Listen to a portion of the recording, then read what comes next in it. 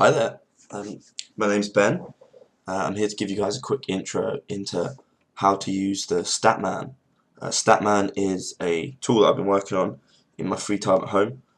The idea behind the tool was to help out people with quite large scenes, perhaps a couple hundred plus objects, help them out with a bit of optimization, displays statistics of the objects, so the vert count, the face count, interior count, stuff like that. Just keep things kind of help out a little bit when you're trying to optimize or trying to keep track of objects in a scene. So anyway, as you guys can see here, I assigned this to a button, by the way, earlier, and the reason that Max is half screened is just for recording purposes. The Statman dialog has been brought up when I clicked on it. The first thing you can see is everything is labeled by object name. You have type, verts, faces, and materials. Now, with each of these columns, you can organize by this type. So by default, it's A to Z.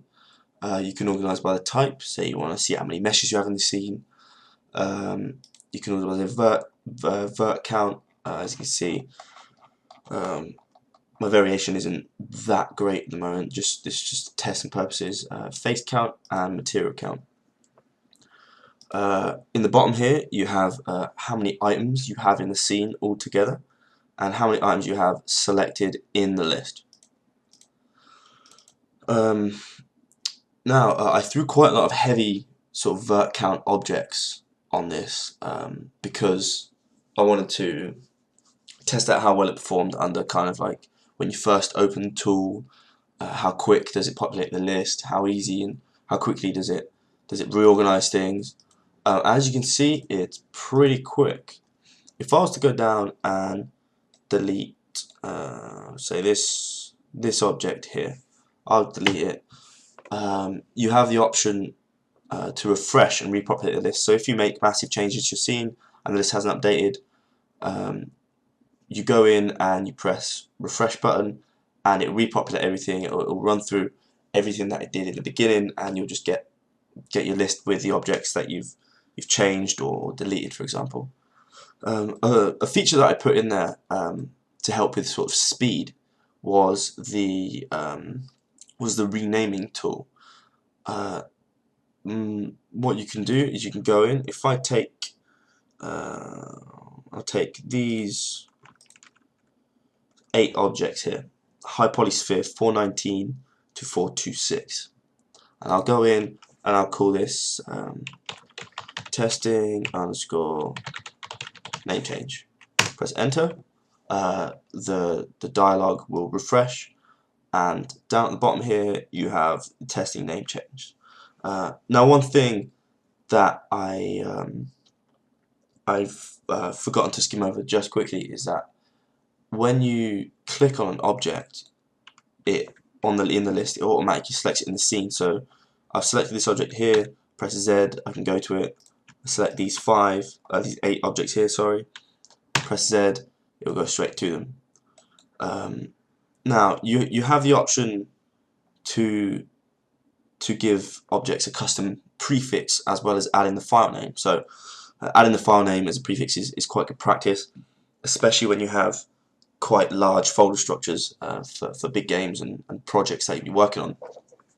So I'll go in and excuse me while my Max melts my PC. That's cool. So I go in and I have my object selected here, and I'll click add file name as prefix. That repopulates the list when you do that, and down at the bottom you have your objects test scene underscore testing underscore name change 001. And you also have the ability to give objects a custom prefix. Now, a friend of mine at work was telling me how he had to go in and give objects the prefix FI for quite an extensive amount of things. He said, it took quite a while.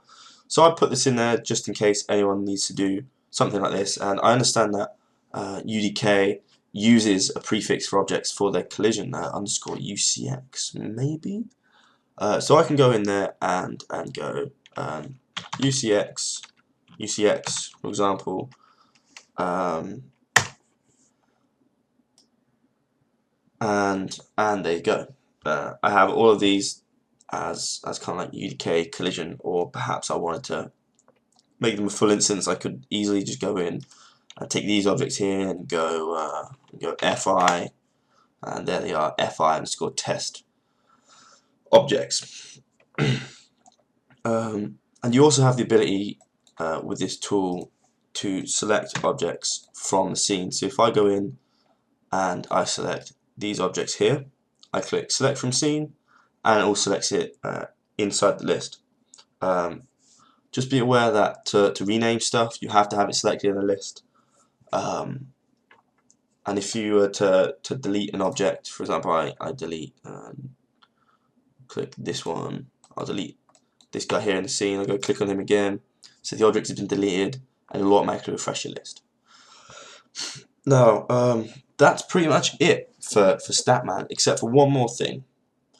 I put in sort of an export tool, so if you have loads of stuff in your list, like these guys down here, for example, or not so much of a scope, I'll take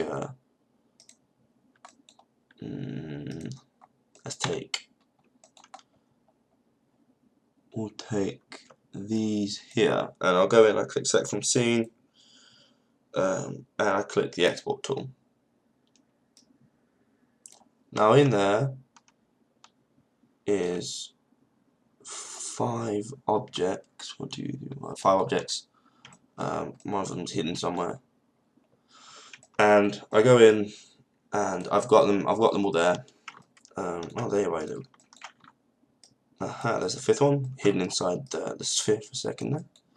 And if I go in, so I've got all the objects selected here, and what I can do is I can go in, I can update this as well. So I go in, I select some more objects in the scene, I click update list, and there you go. If I don't want loads of these, for example, if I don't want any of them, for example, I can just go in and go remove selected, and I want my UCX objects. So I'll go in there and I click update list, and there they are. UCX testing name changes. I can go in, I'll select, I don't want these, for example, for one reason or another. I just go in, click remove selected, and there they are.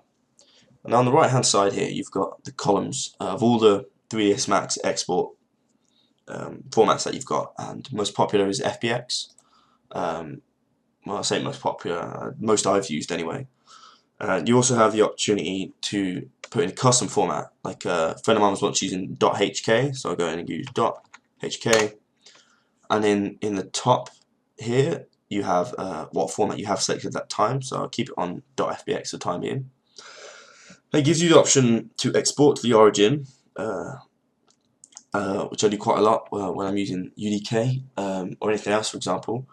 And you also have the option to give a no prompt on export, and that'll stop any FBX like dialogues popping up. Change your settings, press OK. Do you want to resave this? There's always something existing. OK, you know, all this kind of stuff that sort of takes a while. So it just kind of skips through that stuff. And you can also pick a file location. You also have to pick a file location from these things. So rather than going down here and going export selected and having this pop up, which I had to do on my last project, I personally found very, very lengthy, I go in and I click these 3 here, and I'll go in and I'll put it in test folder. Press OK. Wait a minute, while it does its thing. Okay, there you go. And now right here you can see that if I scroll down the list, if you keep your eye down here, you have the format where you're sending it to. And now these two have no export location specified. If I went to export now, it would tell me that my 2 objects, namechange06 and 08, don't have an export location. So I need to go in and give them one. So I'll go in, I'll give them, I'll put in the final testing phase folder.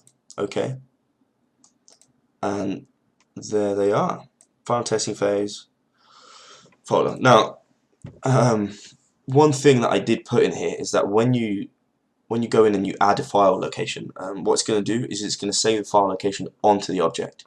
So if I was to have these in a specific folder, if I was to have these three in the test folder and these in the final testing phase folder, what's going to happen is when I go and export them all over again, I don't have to go in and refolder them, they're just there. So if you have, say, 100 objects and they're all going to 20 odd different places, you know, you go and you press export and bang, they're away in the folders that you gave them because it's saved on the object. So if I just go in and click export, here's a little safety prompt that I put in. I've had issues in the past where I've exported something and I've wanted the information back before I exported because something went wrong during the export and I've lost some work. So this is just like a safety catch. So I click, yeah, I do want to save.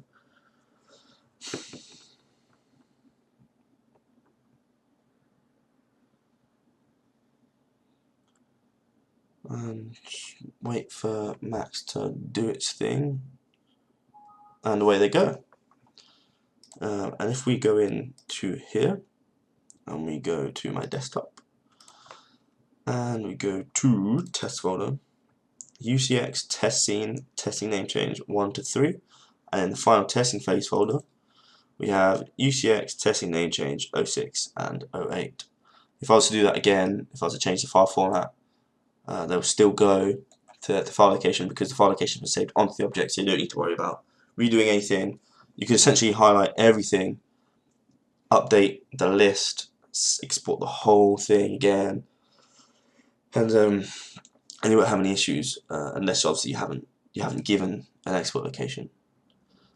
But that is pretty much it. Thanks for listening. Please leave me some comments. Let me know what you think of the tool, and have fun. Cheers.